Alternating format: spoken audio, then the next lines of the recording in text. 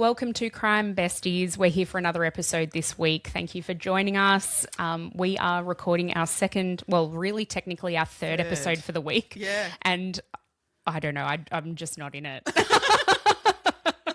think the brain has I'm really out. I know. I'm really sorry in advance. It's all good. Seriously, doing this on the school holidays as well. I'm like, it's out of routine. it's out of routine. We're doing it at different times of the day. It's just, you know, We're thrown. Clearly doesn't take much to throw us, but here we are. We just don't have enough wine in us. That's the problem. That's It's early what in it the morning. is. Now you're absolutely right. That's 100% what it is. Oh, God. So I think I'm right because you got me a coffee, so I'm good now. Yeah. I'm good now. Well, I feel like I am literally just full of caffeine and dry shampoo today. So I'm sorry, what? well, I was going to have I had a shower this morning. I was going to wash my hair and then I was like, oh, I reckon I can get One more through day, another one more day. day. So like Yeah. I've literally emptied. I have to go today and buy more dry shampoo because I don't have any brand left. And dry I'm just like, shampoo my do you hair use? is, 'Cause I've found such a good I one. cannot find a good one. Okay, this will be great for you too because you've Yeah. got dark hair. So it's slightly Oh, tinted okay. brown Yeah. so that it never looks white Yes. in your hair. It's an Australian brand, so I love that. I love to buy Australian where I can. Yes. O&M, Oh, I used Dry- to, I used Dry to use Queen. their shampoo. yeah, Dry Queen, I think, brunette. Okay. Dry Queen. It's so good. It's the best dry shampoo I have ever used. Oh, I've never used a good one. yeah. No, Well- you know what? Same. yeah. Now that I've used this, Okay. same. I can. O&M's amazing. I just Yeah. use their shampoo. It's so expensive. It's very that I'm like, expensive. I've just had to go down a notch from it. Yeah. Sometimes I change up my shampoo regularly. Like not regularly. I stick to one. I stick to 11 is my go-to. I love 11. I love 11 because it's price marked. It's okay in terms of that, but it's like it is a good shampoo. Although I have to use a ton. I have to admit, I don't use their conditioner. I use their treatment. Yeah, mask. the 7-day miracle mask. And yeah, I use that love that. instead of conditioner Yep, because my hair needs a same. hell of a lot of it and it soaks up all their conditioner like real quick. But O&M is my go-to of like when I'm going like I need a change just to give my hair a shock and get some good shit in there. And yeah, so no, I can believe that would be really good. I will give that a go. Do it. Try it. But You won't I don't know regret if it. my texture of my hair sometimes or whatever doesn't like go well with dry shampoo. Well, that's the thing because I'm the same. I mean, we've got very different hair, but I Yeah. still feel like it would work for you. Yeah. So my hair's really thin and fine, but that would often mean that when I use dry shampoo, it makes it look really dank and gross. Yeah. But this, I feel like I can use it a few days in a row. And Oh, I'm like, really? Yeah. Yeah. And you know me, Okay. I used to wash my hair every single day. Yeah. I don't anymore now that I've found this dry Oh, shampoo. well, that's amazing. yeah, that says a lot. Yes. Well, I mean, because I can't put a brush to my hair though in between. No. So, But that's at fine. least- I don't either. I just like give it a bit of a zhuzh. I mean, Yeah. today it's, it's very, very dry shampoo. Like I probably haven't washed my hair it'd be going on 4 days. This would be my Wow, fourth that's day, really good which for is you. massive for me. Yeah. Yeah. Yeah. One of my girlfriends, Michelle, has the thickest hair of anyone I know. I know you've got really thick Mine's and a thinned lot of out hair. since, but yeah. But my God, Michelle, her ponytail is like Yes, that thick used to be as. mine. I used to not be able to get hair ties Yeah.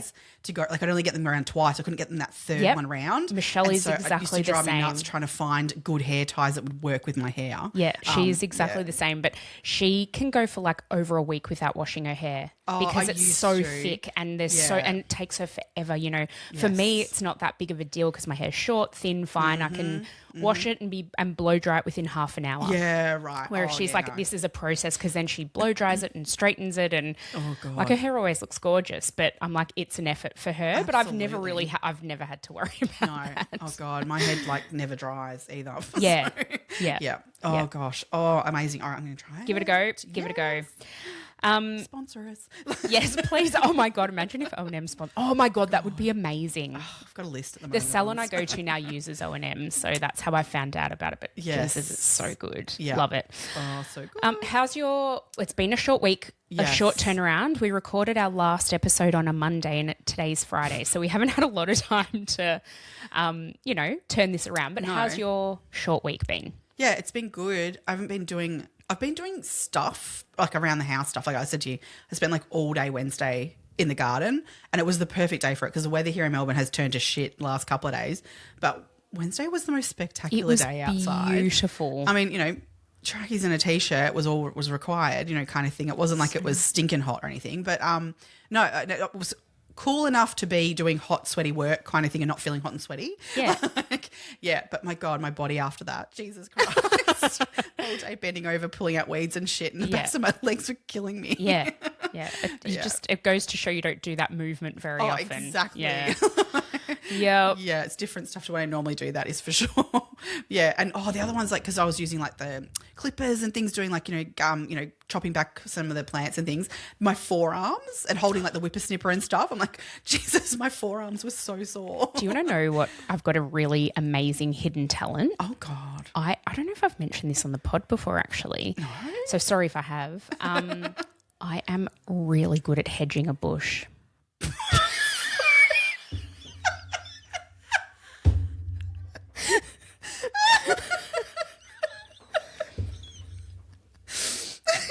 For real.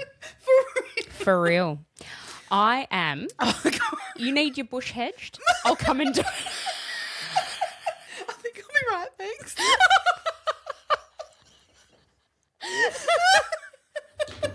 Jesus, why does your mind always go to the gutter? I'm talking about the bushes in your garden, dude. So we've got like a box hedge out the front, and then we've got another hedge on our side of our driveway. Yes. Fuck, I don't even need a string line. I've just got the eye for it. I've got now. Actually, my dad gave me an old hedger of his, like an electric, battery operated one. Like, it's changed my life because I used to do it with the manual cutters, but I'm still really good at that too. It's just a talent I have. Oh, well done. Well done. No, I do. I've got a long driveway and I like to just go down and just trim everything back. And and I've got electric ones that I use on some of that. Not that it's not hedging though. Like, it's not hedges that you want like shaped. Like, love a landing shaped strip, hedge. whatever you want.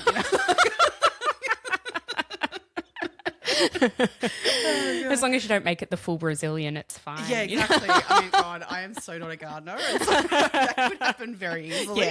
Yeah. Knowing you. I know. I was like, because I can't grow anything, like, although I have to say that my indoor plant recently not even recently, I messaged both you and another friend of ours and said, of this year. How long will it last? It was last? January, and I was like, I think I gave you 4 months. So we're coming up for it. It is healthy. Wow. It's doing well. Nice. I'm going to make it to 6 months, I reckon. Holy moly, that's a record for you. Cool for me. Yeah.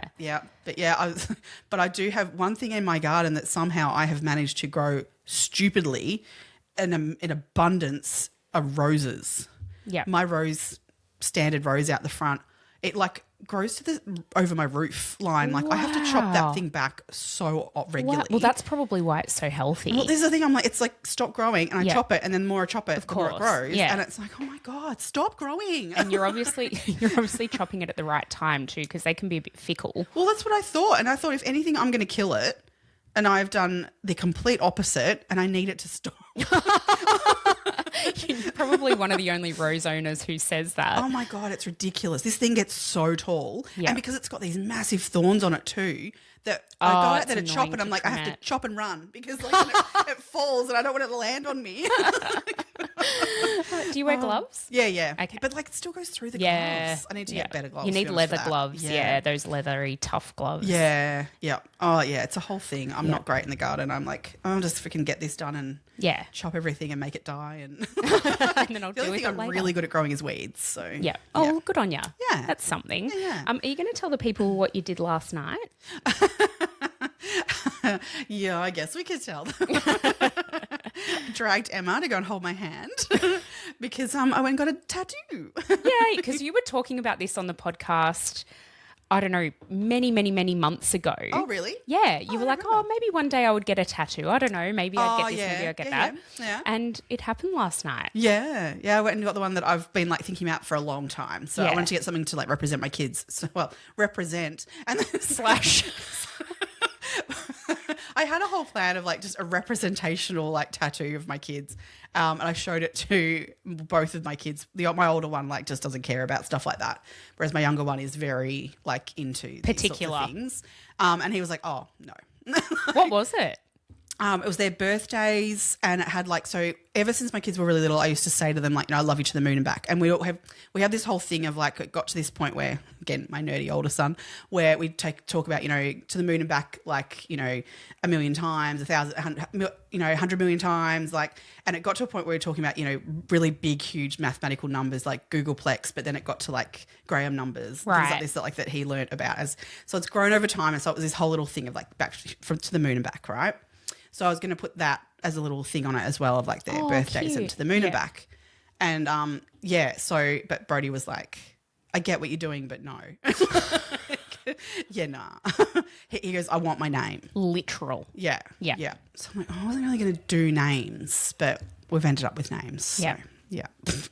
I love it. I love the script of it. It's really nice. Yeah, I can show it in the camera if anyone's like, I don't know if I can actually.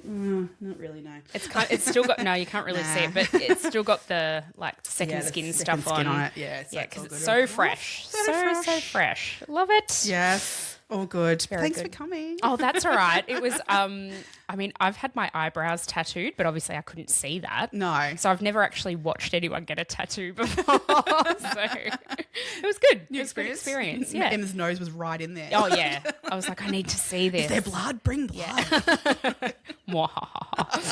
She was lovely, the girl who did it too. She's awesome. Very good. Highly recommend awesome. Fine Lines Tattoo. Again, if they want to sponsor us. Yeah. Very good. Oh, very, gosh. very good. I took the boys to the Coldstream pump track yesterday. Yes. For just to get them out of the house, and it was so cool. Like if anyone's in or around the area, in the Yarra Valley in Victoria, it was actually such a lovely morning out. The weather turned to shit at about 1 o'clock, but that was fine. We were home just in time. Yeah. It was really great fun. There's heaps of like good bakeries and stuff out there. Coldstream's lovely. Yeah, so great nice. brewery as well, by the way. Well, Ollie was like, can we go to the brewery for lunch? But we had the dog. So I'm like, you can sit outside there. You can, but the weather was turning. Shit. Yeah. So, yes, we ended up just bakerying it up. They And used to have a really good strawberry farm too. We can go strawberry picking. But it's not there there anymore, is it? Oh, it's No. there, but they don't open to the public to strawberry pick there anymore. bugger. There's one not far up the road, but True. That one was really, I remember going there with like, when my Yeah. kids were really little. Yeah. I remember being in the parking lot and Brody ate like his first strawberry. Like Mason had downed half the punnet already. And Brody, I think, ate his first one. He was really little. And like I remember him just being covered in strawberry. Like his entire face. It was so cute. yeah, love it. I love a fresh strawberry. Oh, yeah. Yum, yum, Yep. yum, yum. So good. Very Strawberry good. picking's very good fun. Yep. I do have a shout out for today, and this person deserves a massive, massive shout out because not only is she a Patreon supporter who... Oh, yes. I'm fairly sure You know exactly who I'm talking about. Yeah. Not only is she a Patreon supporter who comments on so many of our things, she shares our things, she likes our Instagram posts. She also has in the past bought us coffees and this week bought us more coffees.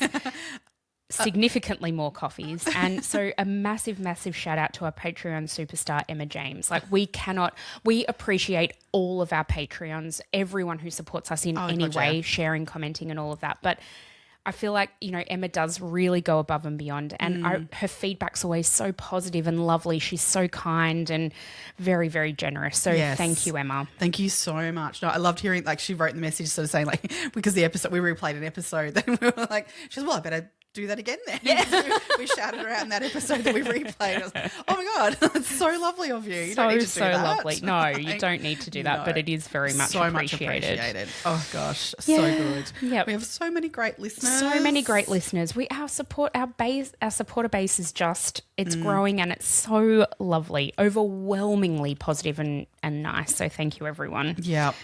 I was going to say, like, come over and join us over on Patreon. We're going to record another episode for there soon, I think. So we're going to, you'll have another one new over there very shortly. Yeah. But we're sort of building that now, I think, too, which is really great in the community there. So come and join us and check it out, and we may have a little competition or something soon over in our Patreon for maybe some merch. We absolutely will. So once our merch is available, we are going to have a bit of a giveaway to our Patreon. So if you're a member over there, you'll just go automatically into the draw to win some of our merch. So awesome. Join up if that's something that you might might want to go into the draw for. Amazing. Our merch is due to arrive any day now. Well, I think it's actually, we're getting the first dump of it today. Yeah, God. yeah. And then the second, keep an eye out on the door. If you hear the doorbell, that's actually what it'll be. I got the notification today. And then the second lot of stuff is coming next Tuesday, I think. So at the minute we see it and go, yes, it'll be available. Keep an eye out on our socials because we're recording at the minute a little bit in advance. For sure. So keep an eye on the socials because that's where you're going to find out about it. Hopefully when you're hearing this episode, it's been dropped. Oh my God, that would be so exciting. That's so cool. Yes. Let's hope it's all good, Jesus. Okay. I think it will be. I think it will be. I'm pretty confident in the quality of the items. It's whether or not like the placement and of things has good. worked and that sort of thing. But that's easily tweakable. Exactly. I think that anything that we need to do with it will be tweakable and we'll be able to get it out and out pretty quickly after. Yeah, so agreed. I'm very confident in Em's ability at the moment because you've been doing amazing work. Oh my God. I don't know if you should. Well, let's wait and see for it to come before you give any, outlandish statements like that, okay? I love it. My mum's already like, I need a zip-up hoodie. And I want one. So she's like, what my mum said? My mum's like, I'm going to wear the piece of shit hoodie to school pickup. I'm like, no, you're not. Oh, with everyone else at the moment. Yeah, I know. Well, actually, that's true. She won't be the only one. I'm like, Mum, at least wear the I don't know. Yeah, something a bit more like the Stay subtle. Curious one. No. Everyone wants the piece of shit. Yep. I mean, fair. Yeah. Yeah. Okay. We love that. We love that do. for all it's of what you. we're here for. We love it for you guys. Yep. Yeah. All right, let's get into today's episode. We've been waffling on for far too long. Before we get really, really into it, let's just do a little warning, I think, too. Yeah. Because today we were going to talk about extreme sexual violence, drugging, psychological trauma. So I think we just need to warn people. And violence against young people, so people under the age of 18 in certain circumstances as well. Yes, that's true. So I think we just need to warn everyone and just say, take care of yourself. And if this isn't the episode for you, then, that's cool. Come back next week. Please move along. But, all good. But let's just be, I think that's a really fair warning. I mean, all of our episodes deal with pieces of shit, but this one's, look, I think we'll get into this as we talk about it, but I think because of the nature of what it is, it's almost more jarring because it's not something we hear about or know about very often. No, so, which we need to, I think that's why we need to speak about it too. That's right. That's why we chose this case because it's not, I don't know about you. So we're discussing the case against Reynhard Sinaga. So he perpetrated untold, well, we will be talking about it's spoken as being the largest in the world amount of rapes that one person has committed. God, it's just absolutely horrific.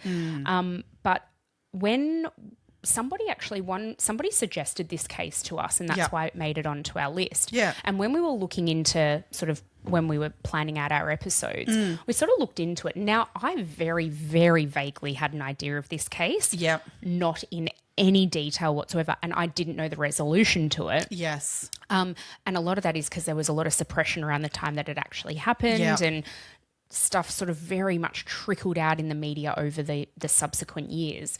But I think it's a really, really important story to tell. I really do too. The more I got into this, in researching it, I felt like this has got to be spoken about. Yeah, agreed. Yeah. All right, let's get into it for today then.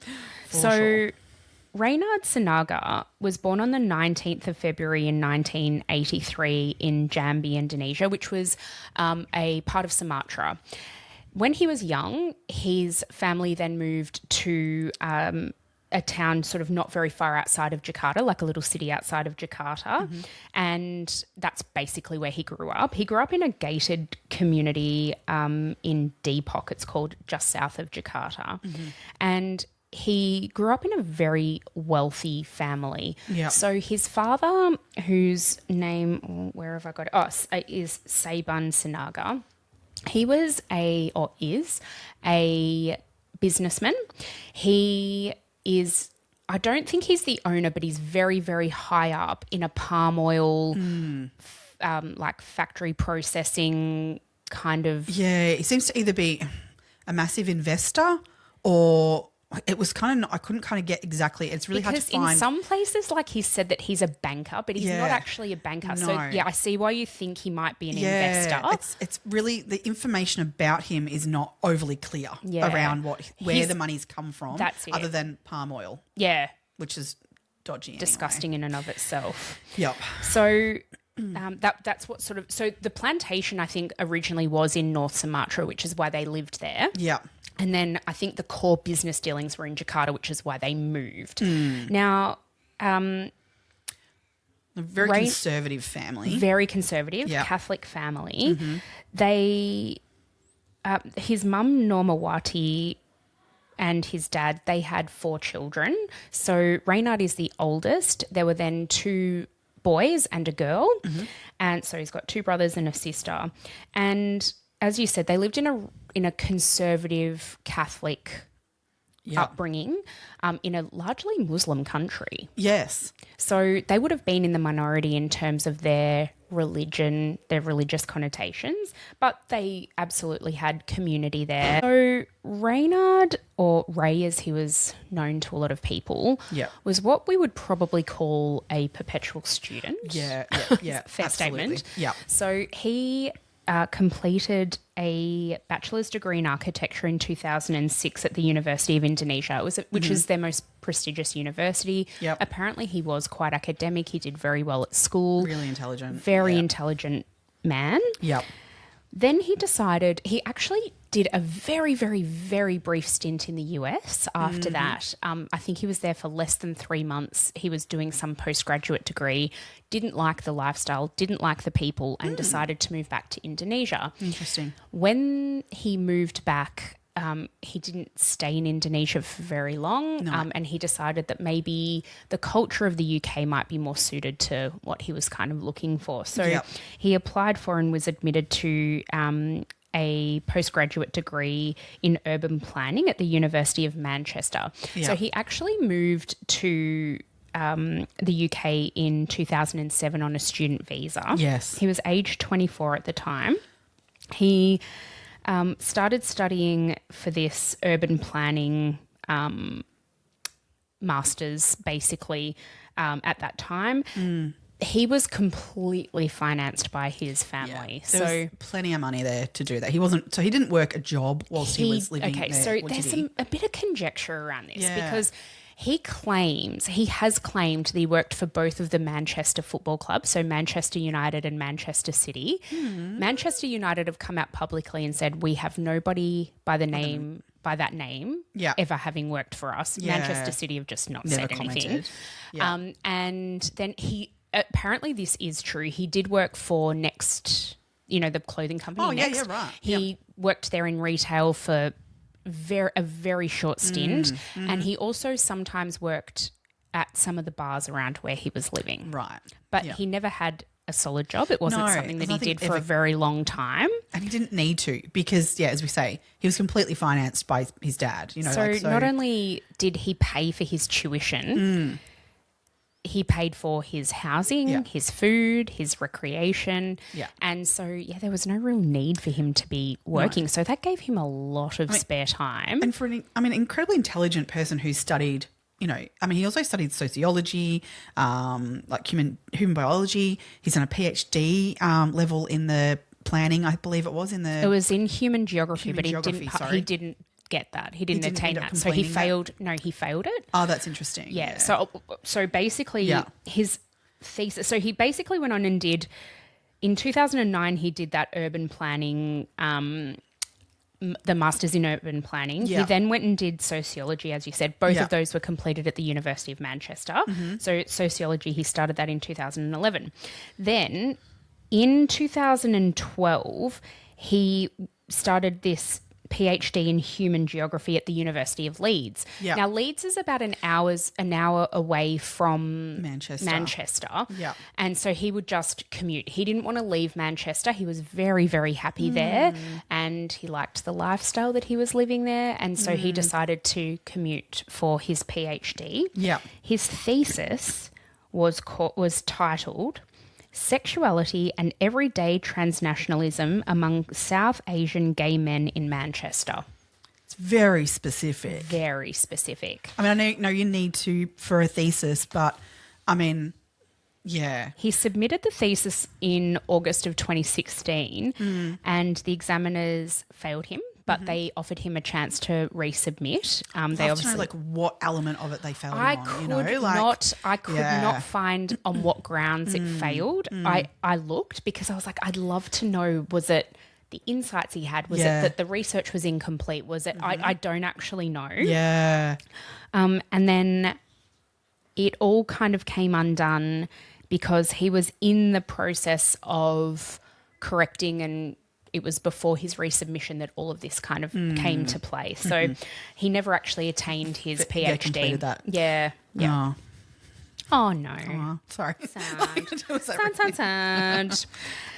So, I mean, I guess we should say, like, living in Indonesia with that conservative family and community, obviously.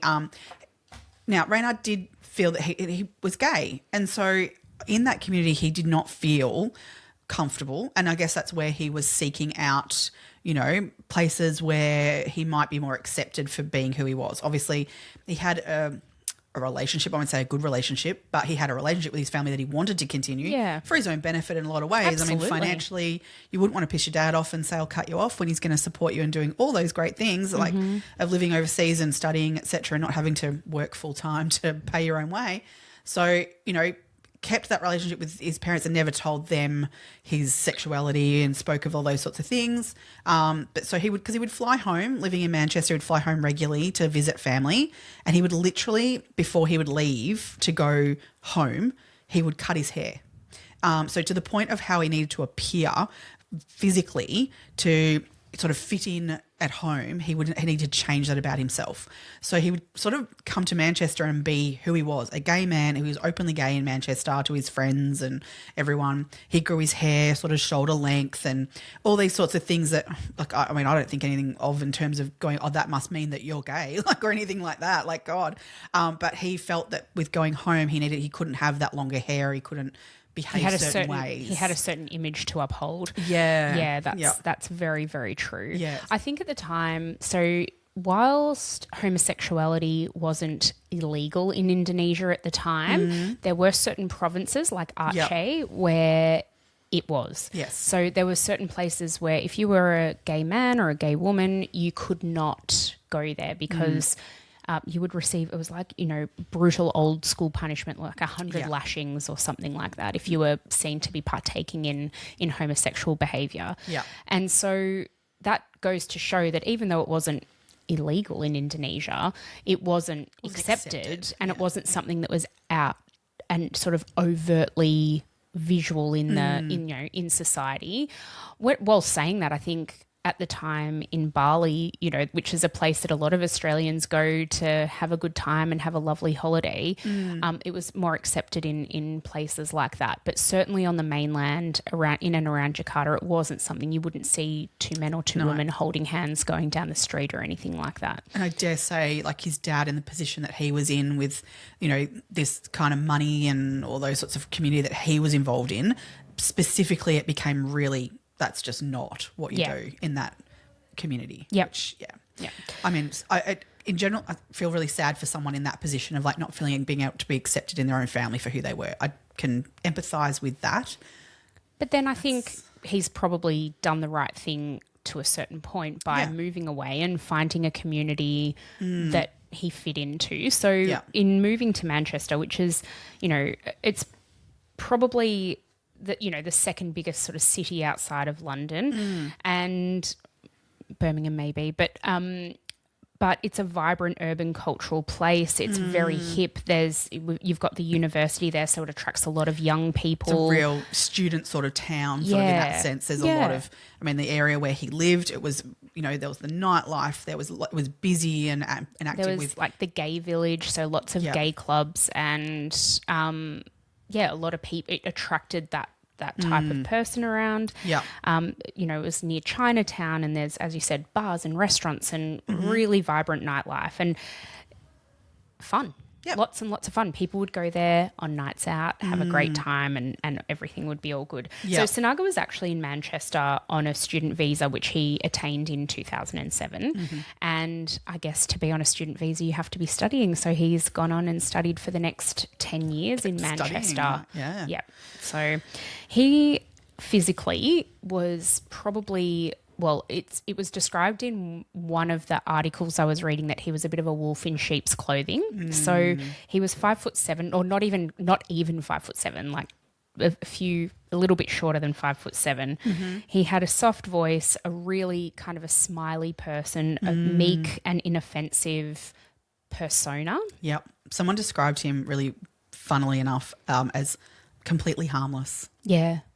Which I find a really interesting wording to use of someone that caused so much harm. Gotcha. Yeah. Yeah, But his persona of what he presented to everyone was quite unusual. It's so interesting though, because throughout all of this and in doing this research, there's people who have that perception of him, right? So these were people who were probably more on the peripheral. Yeah. In terms of acquaintances he had or people he knew from university, that kind of thing. Then you've got his inner circle of friends who... They actually described him as a narcissist. Yeah. And also would just constantly talk about himself. Always talking about himself. And even the way he talked about certain sexual conquests and that kind of thing. Yeah. He was explicit in his telling over, and this is in text messages. This is yeah. provable things. Yes. He wasn't the smartest of people when it came to leaving a trail, and certainly socially, absolutely not. Yeah. No, there was one particular text message he wrote. He had like a WhatsApp group of his friends, and he would put messages in there. And what they all spoke about was that, well, you can see the messages, they've been sort of shown a little bit now. Yeah. But a lot of them were around about these conquests that he felt really proud of himself for being able to turn a straight man. That was kind of his real bow in his, that he would I think it's what he got off on, wasn't it? Well, I've got an opinion on that, but yeah, I'll come to that when we get there. But yeah, no, he'd write things in these messages about, oh, I should have seen the guy last night that I had sex with, and and he was straight, so suck shit to his girlfriend, and things like that. Like that, the language he would use was quite overt and everything, and really shoving in people's faces what he was up to sexually behind closed doors. Which the group were kind of like, there was straight and gay people in this group. It wasn't like they were all of one sexual orientation necessarily, I don't think so. Everyone was, I think even in that group chat was kind of going, mate, we don't really need to hear this. And also, okay. Okay. You do you. Yeah. Sort of thing. Yeah. So, yeah, he would come across one particular way to sort of... Everyone else. Generally. Yeah. And then there was the inner circle of where you let, I think, a little bit of a wall down. But I think that's where you kind of get this idea of him, where there's persona of what he would do for mum and dad, persona of at the university and keeping his visa and being a student. And then there was the persona of what around his so-called close friends. And then there was another personality as well again, where he would, it's kind of that little teetering off to to the real crux of who he was in the bottoms of his soul. Yeah. And that was absolutely horrific. So let's start at the end. Shall we? Yeah, let's start. Okay, yep. So on the 2nd of June in 2017, do you want to start there? Yep. This was a Friday night, and a man who we only know by the name of Peter, that's not his real name, a lot of the names and even some of the stories have been suppressed in this. Yeah. And that was, I can completely understand why. A lot of these victims some of them were underage, so absolutely have to be suppressed for that. A lot of the other ones would only come forward if their names were not going to be published at all, ever. Yep. So the judge was more than happy to suppress those people's names. And ever since all of this has come to the fore and, the conclusion of it has kind of come about, really only one person has come forward to say, this is who I actually am and this is what happened to me. We have heard other anonymised stories, but there's only one person who's really put his name to his story and how it all came out. I think that's where I sort of go, this got to be spoken about. Not because people have to put their names to these things. I don't mean that. But the fact is it's so more taboo to talk about men being sexually abused and I don't think we should shut it behind closed doors I and agree. give men the opportunity to speak about these things without feeling like the shame of it. I mean, look, I think women experience shame in sexual abuse and sexual Absolutely. assault as well. But for a man to be sexually victimized by another man is something that we don't hear about a lot. No. And it is certainly in the minority in terms of aggravated sexual assaults. It's not as common for a straight man to be assaulted by a gay man. It's just not. Yeah. So, oh, wow. All right. So 2nd of June in 2017, Peter had been out at Club Factory. Yes. Which was one of the... There were kind of two main clubs. There was Factory and Fifth. Yeah. And people would go between the two. They were the two kind of hotspots for the university students. So Peter was young and he'd been out on a night with his friends and his girlfriend, and they'd had a really, really great time. And by the end of the night, he'd kind of lost his friends. Yeah. I don't know if they'd gone home. I don't know what had really happened. It was a little bit, a bit confusing there, but just wasn't able find to contact them. Couldn't find them anywhere. Sometimes that happens. Yeah. At the end of the night, someone's gone, whatever. Yeah. So he walks out of the club at about 2:00 in the morning and he's kind of a little bit disoriented. He's drunk. Yeah. He's had a big night. Yeah. And this unassuming, small man comes up to him and says, "Are you okay? Can I help you? You can come back to I live 2 minutes down the road." Well, he said first of all, they spoke for quite some time. They got into a conversation about, what he was studying and at uni and all these sorts of things. There was actually real genuine banter conversation happening between them for quite a while before. Yeah. But then he said, well, hey, do you know what? I live around just up the road here. While you wait for your friends, because it was really cold outside. It was freezing cold. Come inside to my place while you wait for your friends to rock up, because I think they'd got a bit he was trying to contact them and wasn't hearing back from them, and he's like, they'll get back to you, just come inside and be warmer. Be warmer. I'll come and have a drink and while you wait for them. I'm just right here, because he did just live right next there. door. Yeah. Very conveniently. Yeah. So it didn't. I'm really intrigued by his ability to manipulate people in those moments. But I think there's that. I also think, and I saw this in an analysis piece by, I think it was The Guardian, and they basically said that it's physically because he was not intimidating at all. Yeah. And these were strapping, I know Peter physically was much larger than him. Yes. I don't think you'd have that same sense of, you'd think, oh, well, if anything happened, I'd just, it'd be fine. As a female, you would never do I that. just would never, never do that. No. But I can understand, then I have to try and put my, imagine yourself a man. And kind of go, okay, would you do that? And I think obviously a lot of them do. Yeah. A lot of people did this because his MO was proven. MO. He did this so many times. So anyway, what's happened is Peter has gone back to his apartment, this lovely man's apartment. Yeah. And he's had a drink. And the next thing he knows is it's 5:00 in the morning. Well, before that even, he remembers too that he was given a couple of shots, had a couple of shots.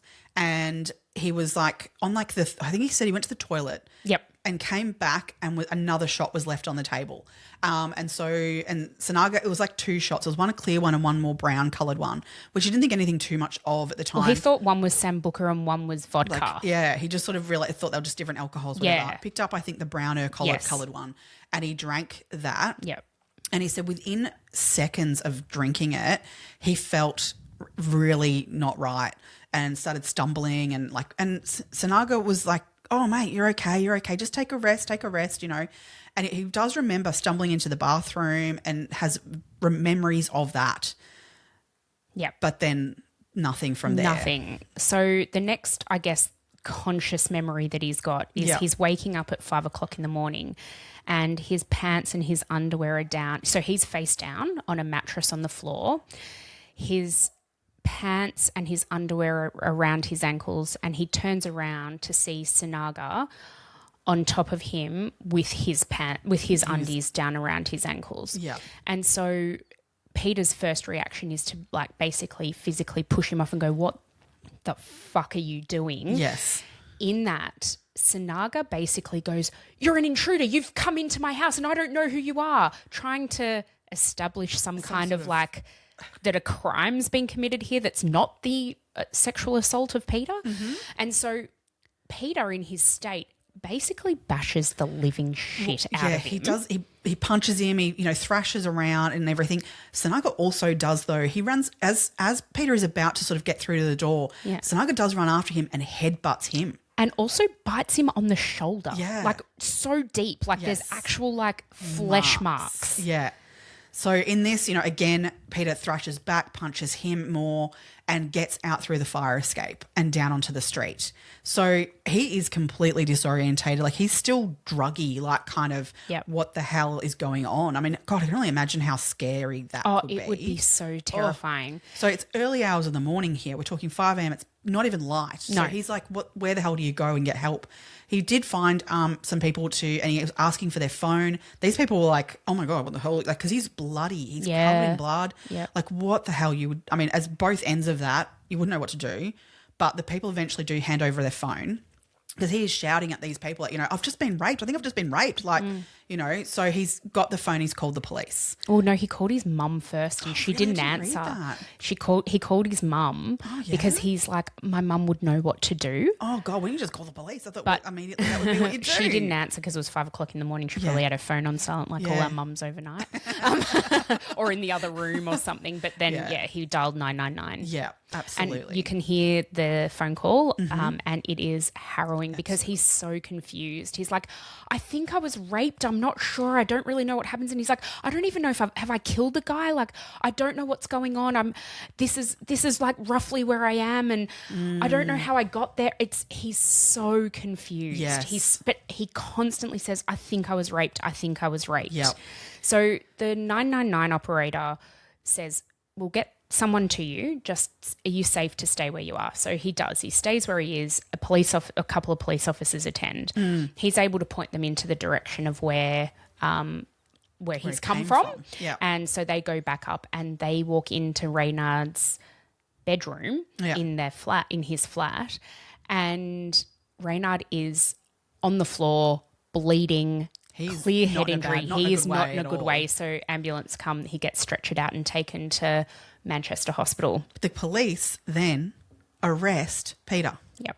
After seeing Reynard, they're like, this guy has beaten the shit out of this smaller, meeker man. Clearly, the victim is not the victim. It's the other way around. And they arrest Peter.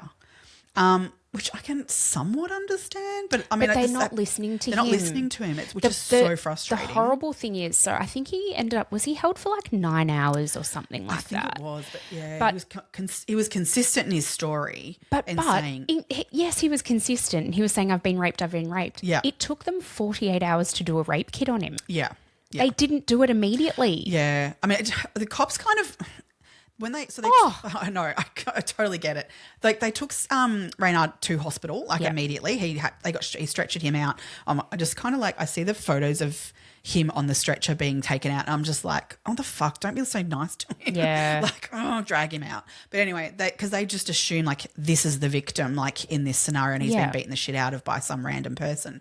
So they take him off to hospital. The police sort of start going. They start twigging to something being a little bit off and a bit not right when Sinaga constantly keeps asking for his phones.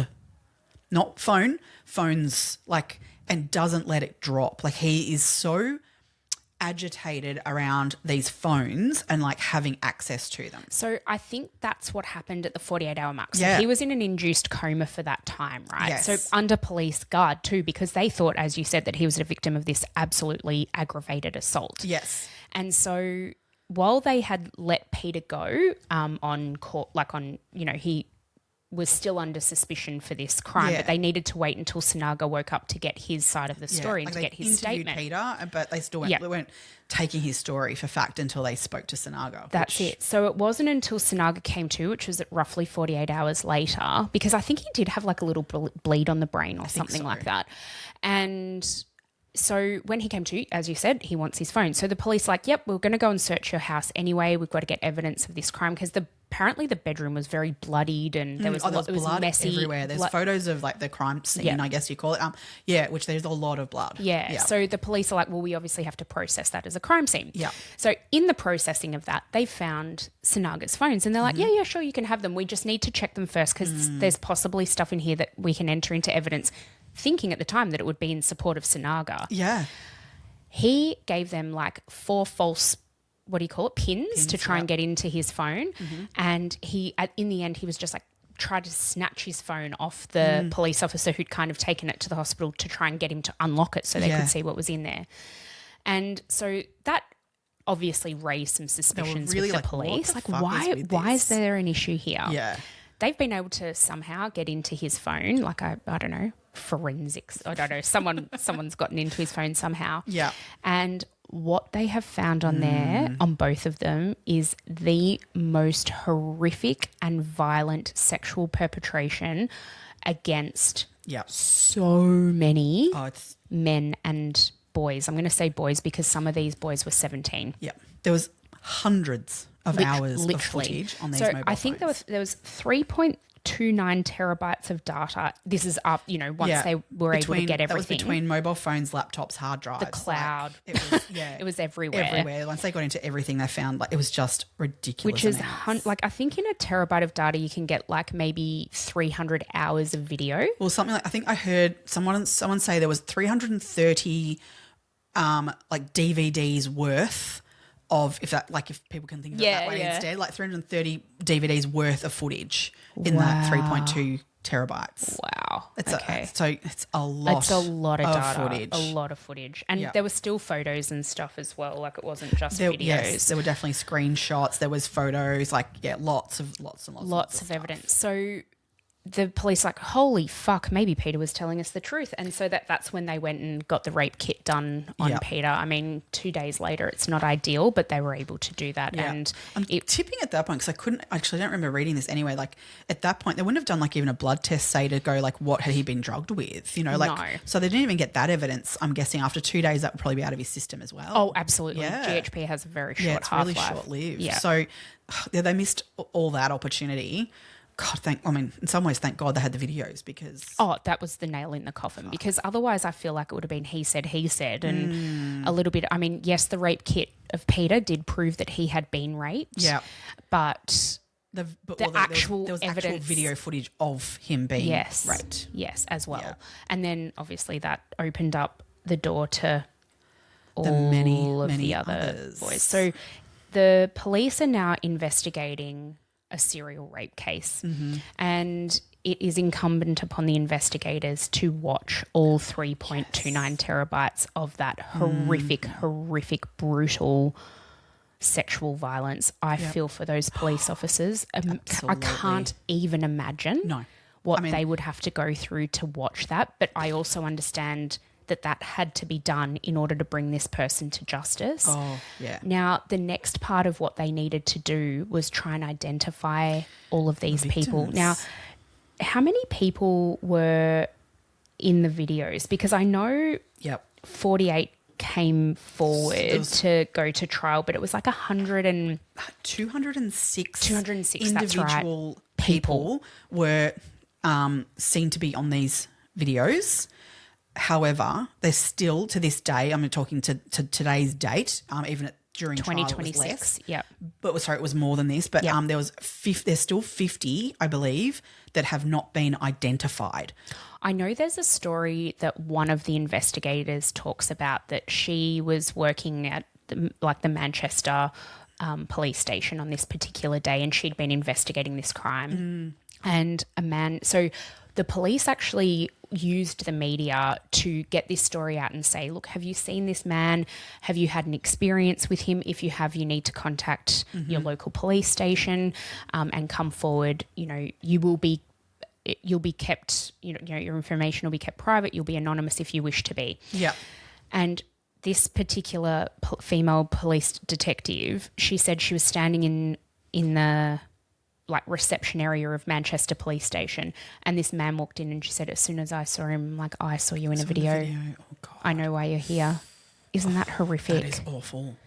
And that's exactly why he was there. He saw Sinaga's photo on the news and was like, I've seen this guy. I'm pretty sure I've been in his house. Because a lot of the thing is, so what we do know is that he was drugging these men with GHB. Yeah. Now, GHB is colourless, odourless. It has a slightly salty taste, which is generally masked by alcohol or any other flavoured drink. So in water, you can kind of tell that it's a bit salty. Yeah. But he was drugging people with GHB. Yeah. So GHB is a very common date rape drug. It's also taken recreationally at lower doses. Yeah, this is and so it incites euphoria in the person who's taken it if they take it at a sort of a party drug sort of dose. It also heightens sexual pleasure and sexual desire. Now, Sinaga was giving his victims so much of it that it actually had they would completely black out, and then they don't remember anything that happened if it's given in the right dose. Yeah. So what he did to Peter is literally his MO. He was skilled at this, which is awful. I hate using that word to like compliment him in some way. It's no compliment. It's not a compliment. No. He was incredibly skilled at going down from his apartment, which was literally right above all these nightclubs. He was very close by. And he would go down and he wasn't going down there to go to the nightclubs. He was going down there to find a victim. He would literally scout for someone who was either lost from their friends, had lost their phone, had lost their wallet, needed to charge their phone, had lost their friends. That sort of stuff was like literally his gold. And he would then talk to these people, it convinced them to come to his apartment, whether to charge their phone up or wait for their friends or have a drink. He offered them come and have a cup of tea, sober up at my place. Yeah, all these sorts of things. And he would get there and then would give them alcohol or, and he had this like full cocktail, like bar sort of table set up. Yep. So, I mean, when you see it like it is, I can understand someone going, he's just randomly pouring a drink. You wouldn't even think that how would he be able to drug you from, there's multiple choices of ones. When I'm going to say, I'm going to take the vodka at the back there, Totally. You wouldn't think too much of it. No. So, yeah, he'd pour these drinks for them and they'd be laced with GHB. Yep. To this point where, then his victim would pass out and he would rape them. And 99% of the time, these people would then wake up the following morning having absolutely no idea that they had been raped. Now, he would often rape them more than once as well. So there's most of them were raped more than once. It was some of them were up to 14 hours that they were kept, and he would re-drug them over that time to continue then being able to rape them. Yeah. There was one particular guy. Oh, I know who you're going to talk about. He tweeted a photo of him with his arm around Sinaga the following day after his night out, and he literally captioned it with, let me just find the actual quote here. Oh my God. I was lucky this guy took me in. Oh my God. Because a lot of them had that sense afterwards in that they were like, fuck, I must have been way drunker than I thought. And thank God I came across this guy who's let me crash here because how would I have gotten home in my state? Oh my God, like what a lovely guy. What a lovely guy. He's let me just crash saved here on me. his couch or whatever on the floor or, and I've woken up this next morning and he's like, here you go, have a cup of tea now. And got me on my merry way. Yep. Meanwhile, that person has absolutely no idea. This guy literally posted tweeted that photo out, and then this comes out in the news, and he had to comprehend. Holy shit! This guy who I have then the next morning said thank you to, publicly even over Twitter, actually fucking raped him. Yeah, which is just.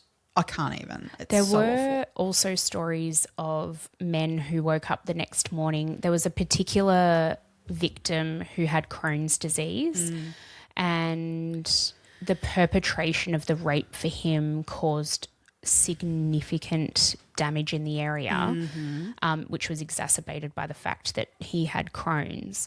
And he ended up going to the hospital, but he was so ashamed and he didn't really know what happened. And so he kind of got treated for the injury and that was it until all of this kind of started coming out and he's like, oh, wait, no, this is actually like really this happened to more people, and he was one of the people who formed part of the lawsuit that came. So,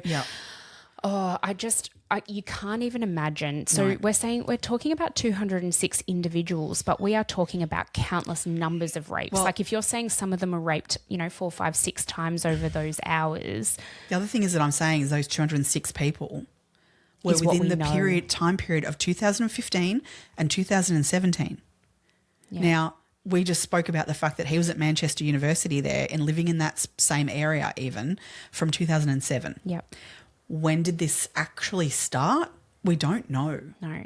And then there's also, like, I've seen insinuations as well, like, did this start in Indonesia? Is talked about as being actually potentially a start of this. Like, there's coming out from, like, other stories of people that have come together. I have seen as early as 2005 could be his first victim. So have I. So this was when he was at the University of Indonesia. Yeah. But the thing is, we were talking about before how homosexuality is quite taboo still in Indonesia.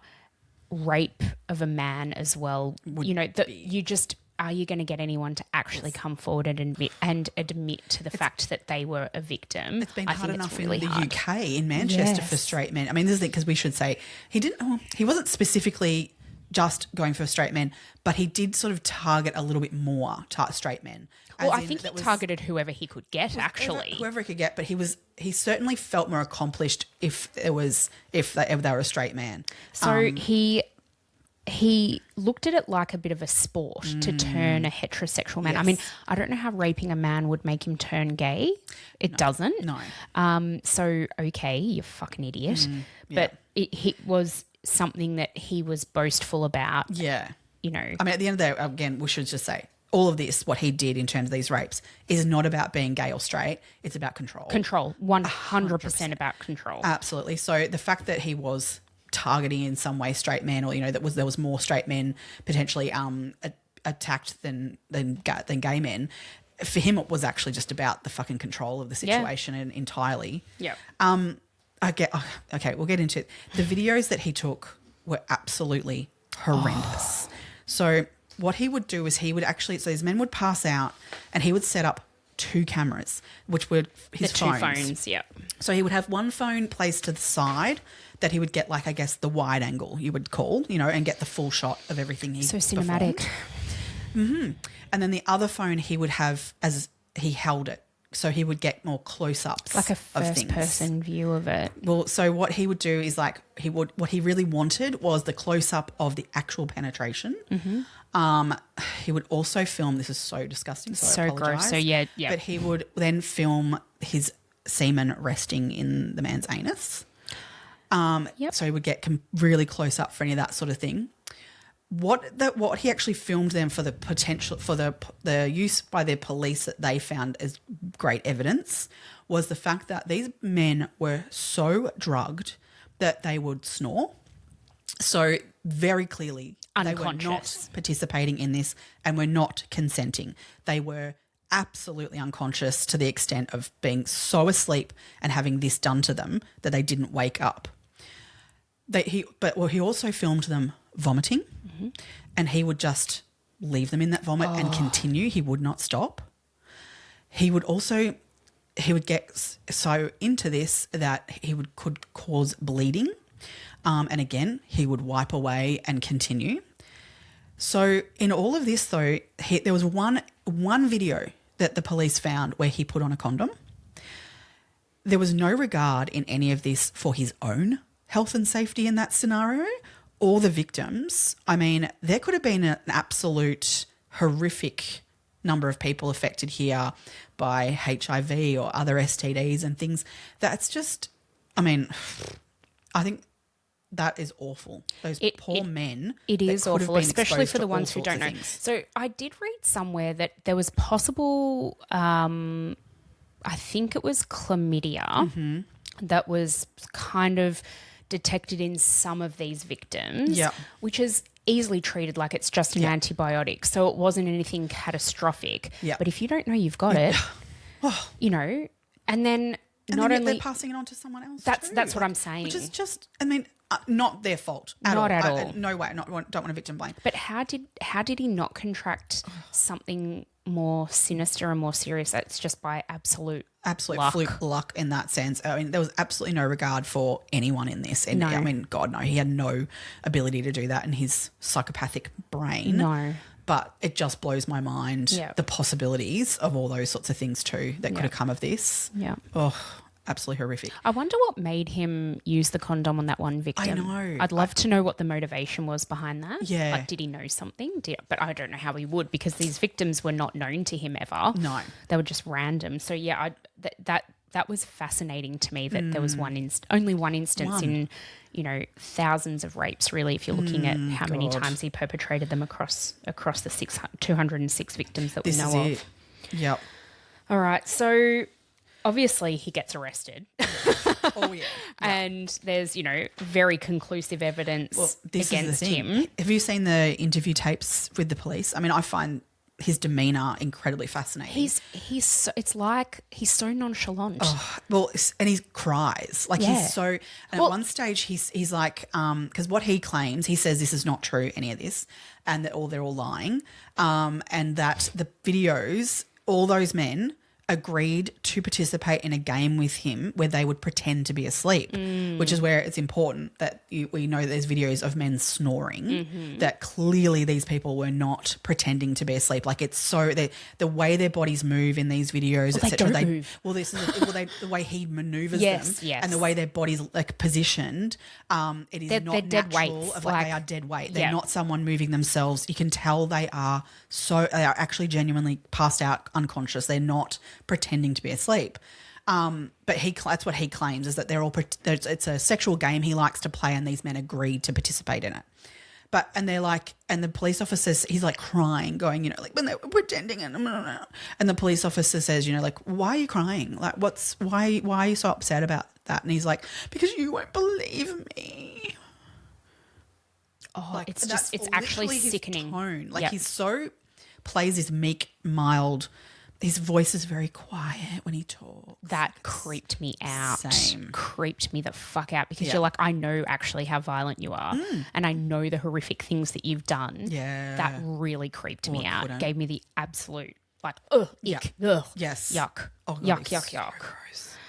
So he goes to trial. Now, this absolute fuckwit piece of shit of a human being subjected his victims Yes. to not one, but 4 different trials. Yes. He did not plead guilty, despite the fact that there was irrefutable evidence against him. Yes. And he made his victims go through the extra trauma. So he's re-traumatized them Yep. to go through the trials. And they believe he did that purposefully. Oh, yeah, absolutely. I have no doubt. No doubt in my mind. He took pleasure Yep. in it. Yep. Like they said, he sat in that court with like a smirk on his face the entire time. He wanted his victims to have to sit through watching those videos. He wanted to see those videos again, and he And for wanted them to- others to see the videos. He actually, like, as you say, it was irrefutable, the evidence. Like, I'm sure his lawyers said to him, you plead guilty, you will get a potentially lesser one, but it's not going to be good. Like, you're done here, mate. Because the evidence of the videos was so damning. But he refused to do that. You know what I think is horrific as well? The fact that this went to 4 trials, which we'll get to in a second, meant that 4 different juries had to watch all 3 terabytes worth of videos. Yep. That's, 12 people in a jury. That's 48 people who you would never get over seeing that. You would never, ever get over it. No. That's 48 more victims in my mind. And that lonely sack of shit actually will now get off of that bit of information for the rest of his life. Yep. Because it's again another control. That. Yep. That shits me. And like, there's no getting around that, and he knows that, like, legally he's entitled to have that trial, as no matter how much a prosecution would sit there and say, judge, look at him. Like, we can't do this. This is him getting, winning. There's no legal way of getting out of that. No. He has to have a fair trial. Yeah. Which is so unfair to the victims. It's so unfair. It's so unfair. Oh, God. And this is like, we talk about this a lot, but the legal system isn't great for victims ever. It's really, and we've talked about it as well. We understand it needs to be a robust process because we don't want innocent people going to jail. But in situations like this, I don't know, there has to be a way that we can compel someone to plead guilty when there's evidence like this. Evidence like this. There's got to be a judge who can just sit there and go, you know what, this is open. We're not going to trial. We're not going to trial. Yeah. No, you don't. You lose that right. Yeah. Yep. When this is how, like, it's that conclusive. It's like there's video evidence that we found in your possession. You're in the video. Like you're performing these acts. It's very clear. I just don't feel like that should be, that no one should be subjected to that as a victim. Like, never. Oh my God. The other thing in terms of evidence that we actually haven't spoken about yet is the trophies that he kept. Oh, yeah. So he kept things like people's phones, watches, ID cards, licenses from their wallets. Yeah. He also would, so he'd look in their wallets while they were unconscious, figure out what their given name and surname was. He would then friend them on social media. Yep. He would download photos of them to keep as a trophy. Screenshot things. Their like profile and their things. friends and just, you know, absolutely horrific things. So again, that is more like there was a drawer in his bedroom that was just full of trophies. Other people's mobile phones and other trophies and ID cards. And I'm like, what the actual fuck? See, again, you know, that's massive. Yeah, it's absolutely just horrific. It's just horrible. It's another nail in the coffin. It really is. Yeah. Like, oh God, I don't know. They're still sifting through all this information to this day. Yep. There's still, you know, items like there was belt buckles. Like it came down to like little things like that as well. That, I mean, how do you identify? The only way you can identify that is someone going, oh my God, yeah, I did wear that. Like it's not like you're going to look at that and go, oh, that's Joe Bloggs. Like we can go to his house. And because unfortunately these police have had to approach people from identifying them in these videos and from IDs and things in drawers. They've had to go to these people and say to them, can you come down and have a chat with a counsellor first? Like they're not going to say it as the police coming knocking on your door. These men had to be called in, obviously, to a counsellor to have this news broken to them carefully, and that they are a victim of this and this occurred to them. They have no knowledge of, which, I mean, I find this really like just, again, psychologically for that individual. Would you rather go your entire life not knowing it ever happened to you, or would you want to know and work through it? No. I know. So, I mean, legally they've had to like find these people and do this and let them know. I mean, but there are men who have been suicidal over this, which is just horrendous that these men have been put through that. The untold amount of trauma that would do to a person. I can understand that there's been, out of these 206 victims, known victims, there's more for sure. Yeah. But I can understand the fact that there would be some who are suicidal, have suicidal ideation over this, or those who need, I'm sure most of them, if not all of them, will need ongoing psychological support to deal with this throughout the rest of their lives. Yes. It's such a violation. Any rape of any person ever is an absolute violation, and such a horrific and traumatic thing to happen to a person. And I feel for these victims. I feel for the ones who've come forward. I feel for the ones who haven't, because the ones who've come forward have had to undergo that trauma in terms of giving evidence at his trials and watching the videos of themselves, you know, all of that sort of stuff. And then the ones who haven't come forward, what must they be living with? God. You know, so many of them would know. I'm sure that there is men out there literally who are like, I think maybe that happened to me. That guy. But they're so like, as in like, thinking to themselves like, I'd rather not know, or do I want to know, and not coming forward, like because they're ashamed of that occurring to them. Yeah. That's what I want. I out of this, I want them to feel that this is not your fault. Nope. You can come forward and you can move past this. Yeah. But at the same time, get justice for yourself, like over it. No one should feel that they can't come forward and say that happened to me and feel a lesser of a person for that. Yeah. You should feel empowered, if anything, of being able to stand up and say, that fucking asshole did that to me and I'm not going to stand for it. Yeah. Yeah. The 4 trials, so they started in 2018 and concluded in 2019, each related to different victims. He was found guilty in all of those trials, which of course he was. I mean, as we said, it's irrefutable. Absolutely. He went into a sentencing hearing on the 6th of January in 2020, and the justice, whose name was Suzanne Goddard QC, she sentenced him to life imprisonment with a minimum term of 30 years initially. Yeah. She said at the time as well that some reporting restrictions could be lifted. So this was really when it all started to come out in the media, and we knew a little bit more about it, but it was still very scarce. And it's really only been over the last few years that more and more has come out about this case and about, especially with relation to the victims, even though they are still anonymised. So it was around this time that, the public has learnt of the nature and the absolute, the horrendousness of what he did. Now, in 2025, was it? They went to resentence him. Was it that late? I thought it was earlier than that. Maybe it was earlier than that. Yep. Yeah, it was within the last few years anyway. They've gone to resentence him because it was found that he and there were two other perpetrators of heinous sexual crimes who the prosecution said for all three of these particular men that their sentences were grossly inadequate. And so they actually went to be resentenced, and thankfully Sinaga did receive a further 10 years. 10 years, so was it's it? been increased to 40 years. Non-parole. He will hopefully never get out. So what that means is that I think by the time he's 77 or something like that he will be eligible for parole.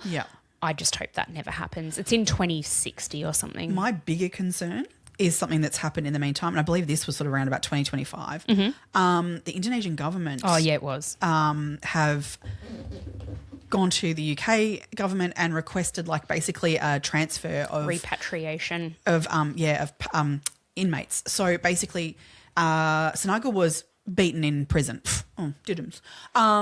pretty heavily, and so they stepped forward and said well, we'd like to bring him back to Indonesia, and then we'll give you a UK prison inmate out of an exchange for that. It hasn't occurred. Now, the reason that I really, really don't want that to occur is because in Indonesia, as we know from Indonesian jails in general, you can buy your own comfort. There's a bit more bribery that is allowed to occur.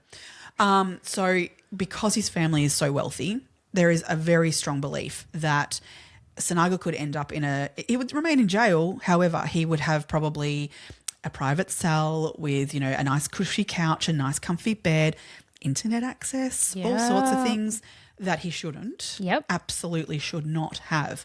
So I would not want him being moved. I mean, I understand it at a perspective of why should the UK government, taxpayers, have to pay for him to be in jail? Because he offended against UK citizens. I get that, and I back that, but also I understand it. Why should we have to spend our money on some other? He should go back to Indonesia, and they should have to fork the money out for him because he's a piece of shit. But unfortunately, their system is not going to give the same justice quality. So I just feel no, he needs to stay in the UK in prison there for the rest of his life and not go back to Indonesia. I strongly feel that. I hope that doesn't occur. It's gone quiet on it at the moment and nothing else has been brought up about it. So I hope that it doesn't go anywhere. Yeah, but that's still going to linger over him, I think, for the rest of his time in jail. Agreed. It could occur. Yeah. I think there'd be uproar if it was to occur. I know that the public have already spoken about it and said no, that's not to happen. So I am sure that the UK government will do all they can to keep him where he is. Well, he offended in their jurisdiction. So does that mean they have the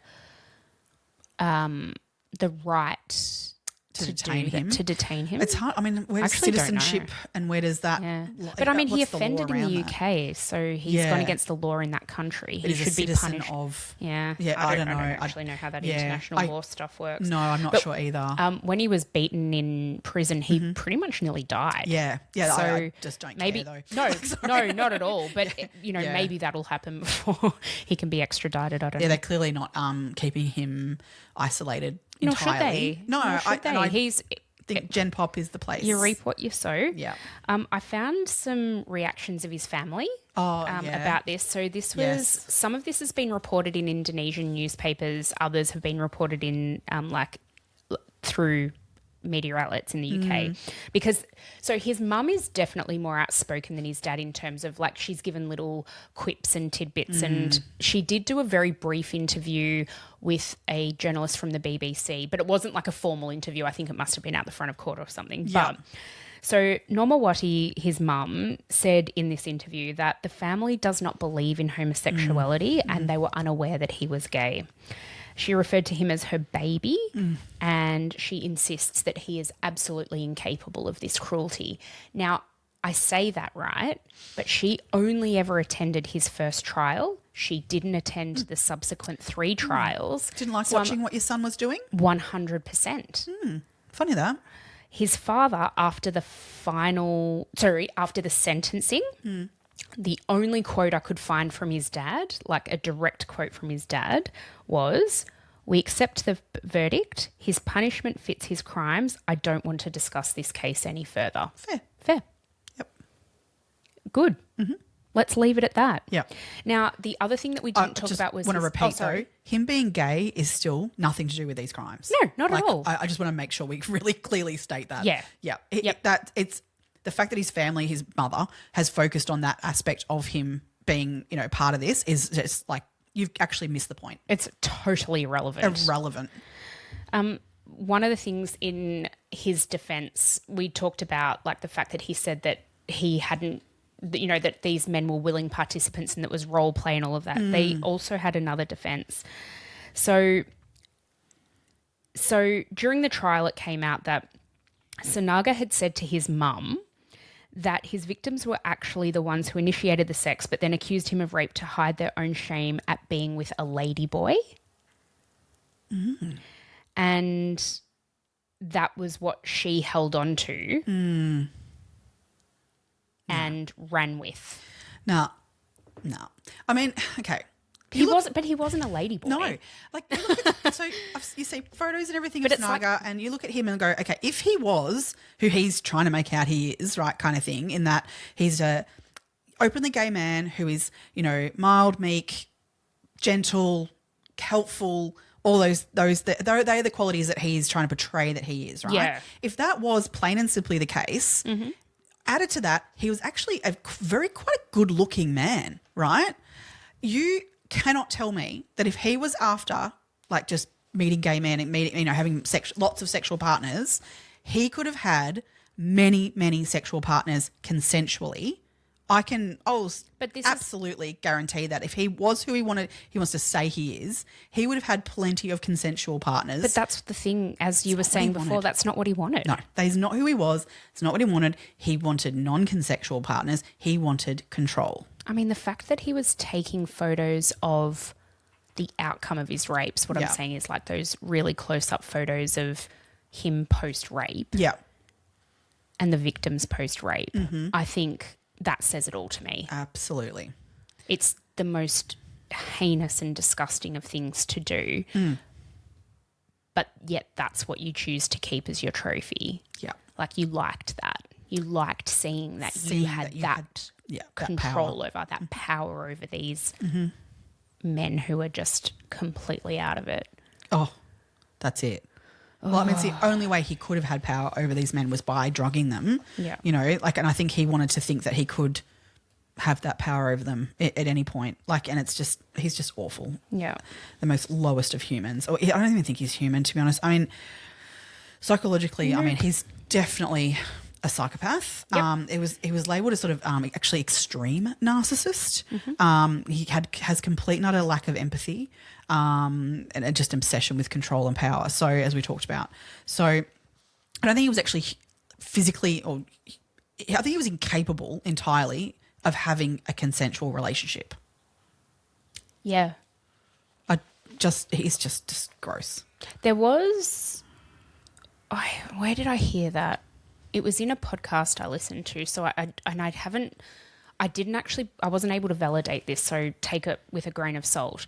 But I believe he did have a relationship with a man, a consensual relationship with a man in university when he was in Indonesia for a year or something. But fizzled out. Like there was no... It wouldn't have given him what he wanted. He didn't, exactly. No. He didn't get out of it what he wanted. I'd be interested to know who that man was and how... I'd love to know... I reckon you'd find out that man, like now reflecting on it, sees that relationship as abusive in some way. Yeah. There would have been some element of abuse to that relationship. I can guarantee it. Because he's just not capable of, love or, any of those sorts of emotions. So... No, he's just dead inside. Yeah. Isn't he? He's Oh, like, yeah. Yeah, there's nothing There's there. nothing there. No, there's no human in there. No. Oh, Oh, those. I really feel for the victims, as we always do. Oh, but God, yeah. This is just... I feel for those victims who don't even know they're victims still too, in that sense of like, it's just the thought of like, I'm sure there's men, in the UK who are going, oh, I don't know that I'm a victim. Could I be? Like, genuinely. To even have that kind of just curiousness about it, vibe or not over the knowing. whole. Yeah. I live in the area. I don't remember going to his house, but then maybe I wouldn't remember. Like, that's what he's done to just thousands and thousands of people and of like... Yeah. The other thing that now this is a really big stretch, but around the same time that all of this was being perpetrated in Manchester, there was a Manchester serial killer. Right. So they don't know, there's not a lot proven with this. So they don't know who this person is. They don't even know if it's one person or if it's multiple people. They stopped. They've stopped. But the thing is, a lot of bodies, when I say a lot, a few bodies were turning up in the Manchester River. Now, they were often students. Because it's a student town, I guess that's neither here nor there. Yep. In a lot of the cases, it was unable to be determined how these people died. Right. So the inference there is that could it have been like a GHB Like an overdose, overdose? because some of these bodies weren't found for weeks potentially. Right. And so by the time it came to being able to do any toxicology analysis on them, the GHB would be gone. Right.